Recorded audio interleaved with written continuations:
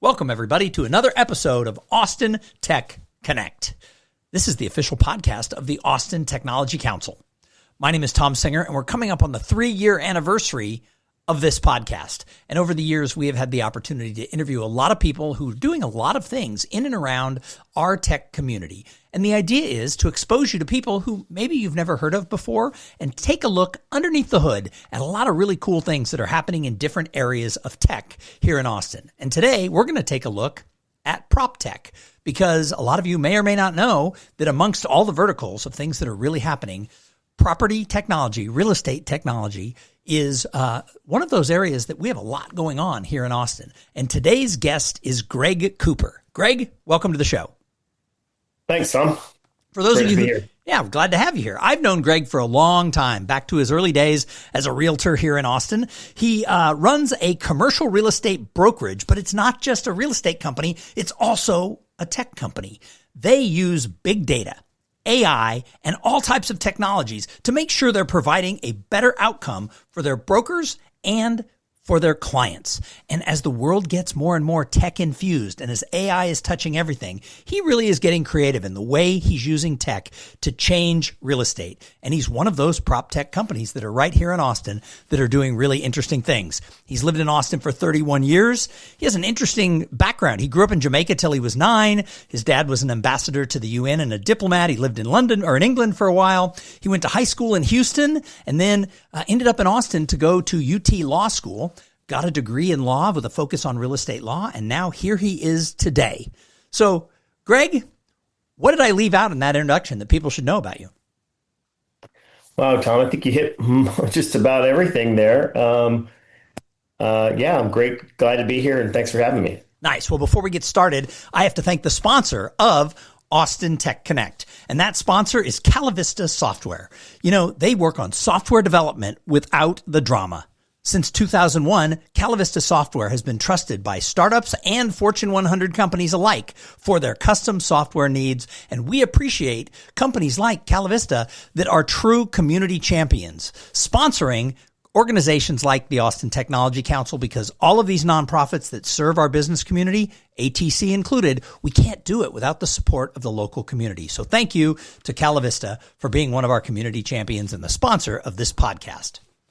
All right, so Greg, you went to law school. A lot of people go to law school and they become a lawyer. What happened? Where did you go into practicing law? What was your journey after you got out of law school?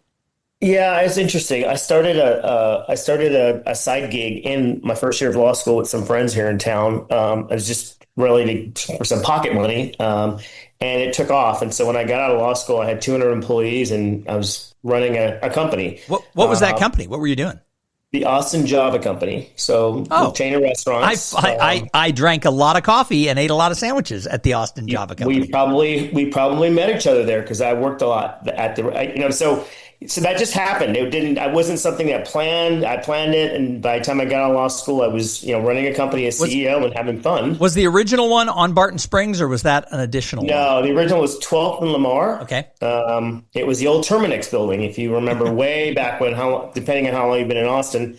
But we transformed the Terminix building into one of the busiest restaurants in town. And at the time, I think I had the highest sales per square foot of any retail establishment in the city. Wow. Well, I went to a lot of coffee meetings at the one on Barton Springs. That was a regular jaunt for me on a Tuesday morning or a Wednesday morning.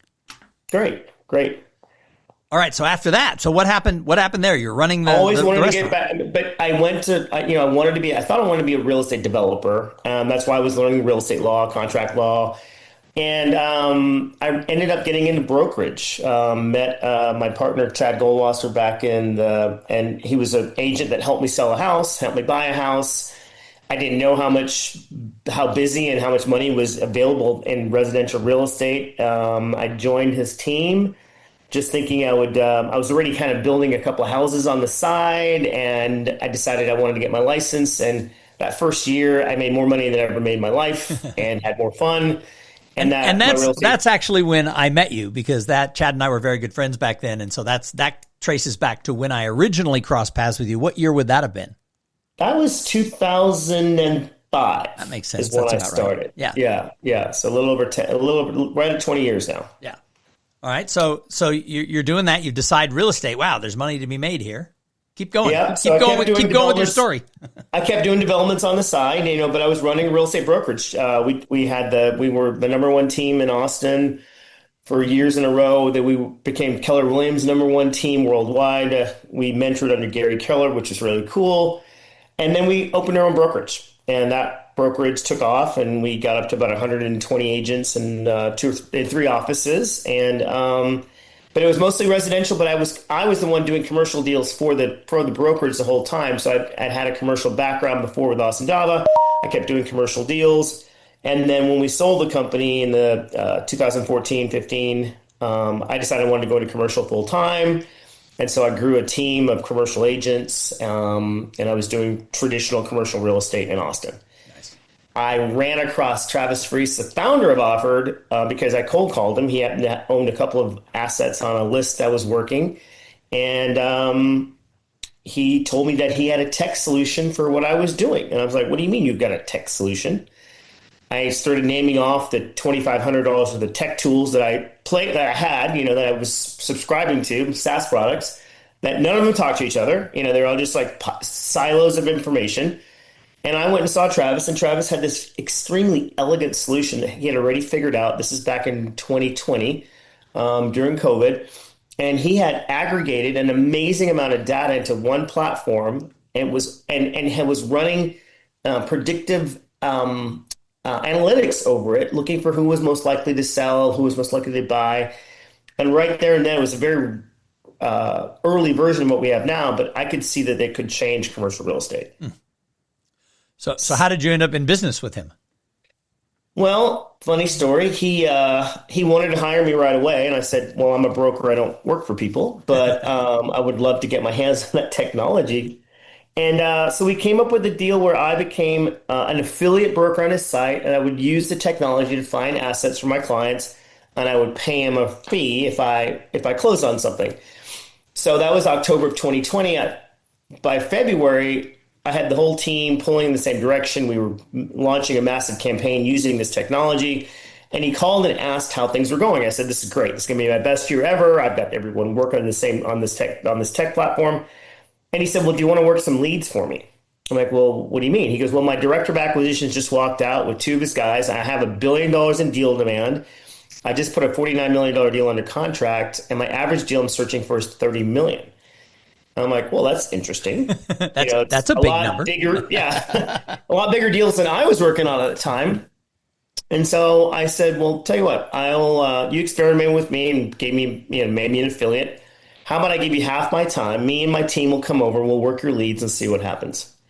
Within 2 weeks, we had $100 million worth of deals in underwriting that we're looking to trade. And then about a month and a half in, I got a $19 million deal under contract. 4 weeks later, I got a $48 million deal under contract from a REIT, a publicly traded REIT, which isn't really even supposed to deal with non-other REITs. And so he had my full attention. At that point, Offered had my full attention. I saw the promise of what it could be. And I was working on much larger transactions, institutional transactions than I'd ever worked on. So we decided to work together at that point. Nice. And build a company. So let's talk about what Offered is. How does it fit into the world of being a PropTech company? And what does the future look like? Yeah, so the thing about commercial real estate is, because unlike residential where you have an MLS, and so there's a lot of data feeding into that MLS. It's almost like they force you to put your listings in there. In commercial, there is no MLS. There's no common anything. So you have data providers who don't talk to each other, and so just silos of information. What Offered has done is aggregated this information into a common platform and made it accessible so that you could now run predictive analytics over it, and then we can feed that to our agents so that they have better outcomes. They have better prospecting outcomes. We can find the ultimate buyer of a building, so we don't have to market it publicly. So Offered fundamentally is solving some of the biggest problems in commercial real estate, which is the lack of transparency and efficiency. So the company currently operates as sort of the tech company and the brokerage. What does the future what does the future look like? That's a good question. We will probably spin the tech out into a separate company, and the brokerage will have a permanent license to that technology, and there'll be a symbiotic relationship. Right now, so we have an internal development team, and then we have a brokerage sitting side by side, and they run relatively well. But we really want to scale up both companies. I think splitting them apart may be the right thing. We're in conversations right now with our advisors. I think that's where we're going to be probably 6 months or a year from now. So what's the biggest change for you going from, real estate, restaurants with real estate to residential real estate to commercial real estate to now being the president of a tech company? What's the biggest difference? Well, it's interesting that, the first thing that comes to mind is talent level of people that I work with. Restaurant industry, I was very talent constrained. You just had what you had to work with, and problems didn't stay fixed. There was a constant looking at things and trying to fix things. As I got into residential real estate, talent level elevated. I started running residential realtors. There were more talented people than restaurant people, and that was easier and nicer. I get into commercial real estate, and the talent level zoomed up. And all of a sudden, you're working with some of the cream of the crop. And now having a tech component to it too, and now I don't run the technology team, but I'm very involved in it, obviously. It is just a completely different group of people. So it's been interesting to see how different people work together, how things execute at different levels. That's been really interesting. So has the company been privately funded? Have you taken venture money? What's the it's been mostly it's been mostly privately funded, high net worth so far. We are in the middle of a round right now, a growth round. We've been talking to some of the VCs. We run into an issue where we're tech and services, and services is revenue is lumpy compared to SaaS revenue. That's one of the reasons we're thinking about splitting the company into two, is because get a technology valuation on the technology, get a services valuation of the services. That's fine, but right now we're kind of being lumped in. It's confusing to the tech community or to the VC community. Right. Well, a lot of people, they're looking for something that is a box. It's this big and it's blue. And at the same time, they want something totally new. So it does put you in an interesting spot. Yeah. And what's funny is, though, we thought about when we were kind of at an inflection point a few years ago, do we become a SaaS company or do we become a brokerage? And really, you look at the total addressable market of a brokerage, it's infinitely bigger. I mean, it's a $12 billion commission, and that's a down year. So whereas, if you look at how many commercial realtors or brokers are out there, it's 143,000. You'd have to charge every one of them a lot of money to get anywhere near how big the commission market is. Mm-hmm. But, that's just the way the cookie crumbles. So as we look at sort of this PropTech scene, right, this is something that, I talk to tech companies every day in my role with the Austin Technology Council, and really only in the last 7 or 8, 10 months, have I really noticed how many property tech companies, real estate tech companies are popping up in Austin. So we're starting to have a little bit of a cluster. Do you interact with some of these other people? Do the people in PropTech get together? Is there a PropTech happy hour? No, not really in Austin. Now we see them at events. So we just got back from the Blueprint conference in Vegas about a month ago. Which I just want to add, the Blueprint conference is proof there's a conference for everybody. Yeah, it really is. So we and we'll run into companies and they're like, "Oh, you're in Austin. We're in Austin. We should hang out. We didn't even know you were in Austin." So there's not a realization or we don't hang out with each other here, but we see each other at events. Right, which is one of the things we're trying to do with the Austin Technology Council, is get a lot of these verticals either directly involved with us or loosely involved with us. Like there's a couple of different space tech groups now that have popped up. And we don't have to own them.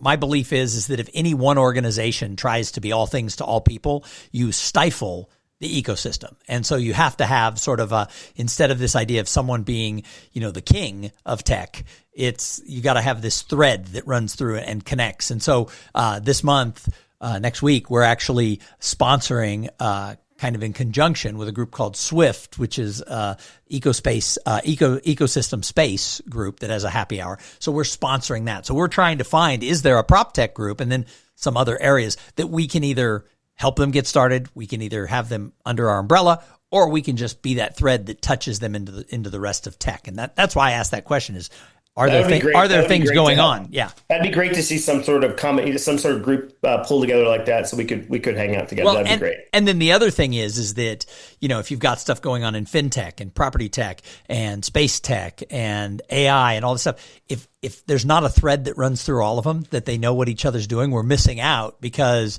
there's things you guys can learn from fintech and space tech and AI and things along those lines. And so we need to have the community, instead of ending up with a bunch of silos, we need to make sure that Austin is sort of a stew that's bubbling together. I like that analogy, stew, bubbling stew. So what do you think is the future of real estate when it comes to technology? And not just in your world, but across the board. What are some of the changes you think that tech is going to bring to commercial, residential, et cetera? Residential is a little different. It's going to be hard to disintermediate residential realtors from transactions because it's so inherently emotional. I would say as commercial real estate, as we can break down these silos of information and sort of, in a way, democratize it, I think you're going to see more and more sort of self-help. One of our ultimate goals, with the name Offered, is for you to be able to get on our platform and find any commercial piece of real estate in the country and make an offer on it, whether it's for sale or not. And then that offer would then, there'd be AI agents, and they would create the offer letter. Someone would probably for a while manual review, but that offer letter would go out because we pierce the LLCs. We know who the contact information is. And so you'd be able to make offers on properties across the country. So you'll see some more that self-serve and just greater efficiencies. Right now, it's the commercial real estate's been done the same way for 40 years. It's the last big vertical that hasn't been disrupted by technology. You see these big incumbents. I'm not going to name names, but there's a top 7, right? Top 2 or 3. You've ever seen their signs all over, and they seem like these really unassailable behemoths. But really, a lot of them grew by acquisition, so it's really a collection of fiefdoms in a way. And they have very little commonality to the way they operate or their technology platforms. That's going to change as things accelerate and technology is adopted. Nice. So let's take a look at Austin for a little bit, because I think you sit in a really interesting position. You're working in the world of tech. You're trying to grow and scale a technology organization. And you have a background in both residential and commercial real estate, and then that tie into retail and restaurants. Actually, I hadn't thought of, but that's another little piece of it. In the 31 years you've been here, what have you seen in the changes in the overall sort of business community of Austin, and where do you think we're going? And then I'm going to follow that up as anything we're doing right, anything we're doing wrong. But where do you think we've come from, and where are we going? I mean, it's changed so dramatically. I remember, when I first moved here, I lived near the Arboretum, and I could get to class be sitting in class in 22 minutes from the Arboretum all the way to UT, including getting a parking spot and walking across campus. That's leaving the house, driving, parking, and walking into class. It was crazy. Yeah. So there's 450,000 people back then. Austin fundamentally, while it has grown dramatically, is still Austin in many, many ways. It's still got that cool, quirky feel to it. Obviously, the business community's exploded. Just the level of activity is insane. We have seen a little bit of a slowdown since sort of the tech-driven inbound migration has slowed down as the economy slowed down. But I see Austin, continuing to grow at a healthy clip, and I'm hoping it's going to keep its soul. We'll be at 5 million people before you know it. Well, it's interesting because 5 months ago, the Wall Street Journal wrote an article that was titled something along the lines of "The reign of Austin's days as a tech hub may be over or maybe ending." And it was a poorly written article. It wasn't really well researched. They actually quoted like a 25-year-old kid who'd lived here. Call him a kid, a 25-year-old professional who'd lived here for 6 months, didn't like it, and basically said that was his proof that the tech scene was dead. And his quote got into the Wall Street Journal. And everybody admitted the article was However, what I was quoted in the article saying that, the best days of Austin are still ahead, but I have a Google alert set up on my name. So what most people don't realize is that article got picked up by hundreds of other publications, including college newspapers, including foreign newspapers. And, it basically sent a message out that, you should double check about Austin before you think it's a place to go. So I've been fighting against that, for 5 months. I just published something on the ATC LinkedIn page yesterday that basically said, the Austin's reign as a tech hub might just be starting, because when you really look at all the numbers, Austin still, that slowdown that we just referred to is really just a correction. The way we grew from 2021 to 2024, it wasn't sustainable. I mean, in the residential real estate market, houses went up like 30% in some cases. Overnight. And, people were ringing realtors were ringing the doorbell saying, I have a client in California and New York who'll buy your house sight unseen for X dollars. And it's like, that's not normal. And so a lot of that, has just sort of stabilized itself. And if you look at the numbers, our population's still growing. The city of Austin had a little blip where our population didn't grow, and that's what spawned this article was, for the first time in 20 years, the population of Austin didn't grow that quarter, except for the fact that most of those people really didn't go back to the coast. Some people did, but most of the people bought houses, and they bought houses in Hayes County and Williamson County, which are two of the fastest growing counties in the whole country. So when you really look at it, I think that when it comes to the growth of Austin and real estate and everything else, I think we're just in a little hovering period. And I think we're going to go back up starting in a year or so. Well, you're right. It was not sustainable. That was an insane period of time. And it's caused problems, that run up, we're now, you're seeing residential real estate prices float back down. You've seen this, huge overdevelopment of apartment complexes we talked about earlier. And now we've had, negative rent growth. But the saving grace is Austin's affordability index is coming more back into a more normal range, because it had gotten so unaffordable for so long. That was one of the reasons people were talking bad about Austin. Right. It's just so unaffordable. And now, after this pullback, we're looking much, much better.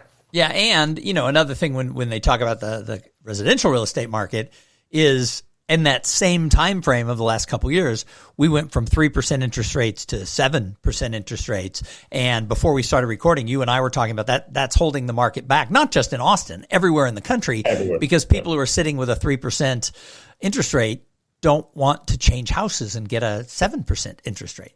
Yeah, the residential market is going to be locked up until rates float back down. At least, if we can get rates back into the 4.5% range, you'll start to see. Yeah. You'll start to see it unlock again, and you'll see some more listings come on. Sure. So, I'm bullish on Austin. You're bullish on Austin. What are some of the things you think Austin has to be careful of as we move forward as a tech community? What are areas we should be paying attention to? As a tech community, well, I think groups like yours are super important. We met last week, and we had met in a little while, and I just wasn't even really thinking, I work in a silo. It's like I'm just doing what I need to do to grow the company, and I'm not thinking about the rest of the tech community. And that's the problem. We should be, as a community, working together to, foster young companies to help each other grow. And I think I think that when I first got involved in Austin politics and knowing people 20 years ago, it seemed like a different scene. And it seems to have changed, and I think it hasn't been a beneficial change. So I agree with you, and a lot of people don't say that out loud. What you just said is, over the 20 years, we have gone from a place where if you were successful, you automatically showed up and helped the community, and you wanted to be there. I have a saying, real leaders show up, and I keep reminding people that the people that we think are leaders, if they're not showing up, they're not our leaders. Leaders are from the inside of the community. And so we're trying to find that next generation of people who want to help foster the growth of Austin into that next stage. And I think what you said is very important, because a lot of people just gloss over it and they say, hey, everybody shows up. Everybody's still friendly. I think we're better than a lot of places, but we're not the Austin of 20 years ago. And you can't go backwards. We probably will never be the Austin of 20 years ago. But I believe you have to fight for your culture. And I think that's a big part. Community, collaboration, and conversations can solve all problems. And that's been at Austin's root for 50 years. And I think we have to make sure we hang on to that. So thanks for saying that when asked the question. Some people gloss over that particular point. No problem. And then from a city's perspective, we just need to keep as many initiatives going to increase affordability. The home initiative that was passed last year was a big step in the right direction. We need more units. We need more housing units. We need it badly, so that we can stay. This perception of us being this unaffordable city needs to go away, or at least needs to moderate. Right. So those two things, I think, if we can keep the affordability, index in a reasonable range, and we can get the tech community, more collaborative, I think those two things would go a long way to keeping Austin's growth alive. Yep. Well, Greg Cooper, president of Offered, any final words for the Austin Tech Connect audience? No, it's been great. Thanks for having me. I'm looking forward to getting a little more involved in the Austin tech community now that my brain is open to it. Nice. Well, again, thanks for being a guest on the show. And thank you to everybody who tuned in and listened. You know what? We wouldn't do the podcast if people weren't listening. And the listenership keeps growing kind of slowly, but it's a steady little click. Make sure that you're telling your friends and your coworkers that we have a podcast right here where we're talking to a lot of people that may not be the famous people, but the people who are really moving, shaking, and making the future of Austin happen. So thank you for being a listener. Share it with your friends, and we'll see you back here next week on Austin Tech Connect.